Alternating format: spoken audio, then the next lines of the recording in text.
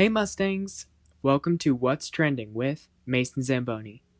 Today, I'm going to be talking about the worldwide success of the Netflix TV show Squid Game. The dystopian series Squid Game was released through Netflix on September 17, 2021. The series follows 456 players that compete for a grand total cash prize of 45.6 billion won. All players compete in 6 different children's games like Red Light, Green Light, and Tug of War. But the catch is, if they fail the game,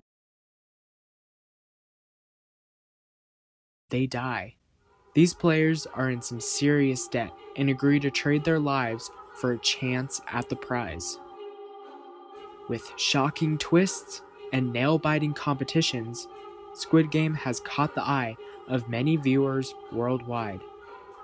In just 27 days after the show's launch, it reached over 111 million fans, making it Netflix's biggest launch ever, and now the most viewed series on Netflix. The show sparked interesting conversations about Korean culture and gave us insight into South Korea's economy with themes of capitalism and the wealth gap in South Korea. Even with the great success of Squid Game, there has been various controversies surrounding it, like translation mistakes, censorship issues, and even people who just didn't like the ending. I spoke with some students at Mountain Range that decided to weigh in their thoughts about Squid Game. What do you think of Squid Game? Squid Game, I think, is honestly a really good TV show just because of the dramatics that goes into it and just the themes of it. It's kind of just really dynamic. It's not like most TV shows where the end's predictable. So I think it also has some really good plot twists in it that just are thrown and you're not expecting them. Squid Games was a really entertaining show with good Asian representation. I thought it was very interesting. The plot was very deranged. It's definitely a psychopath show, so that's why I love it. I think that Squid Game was a really entertaining show that had some really interesting underlying dark tones.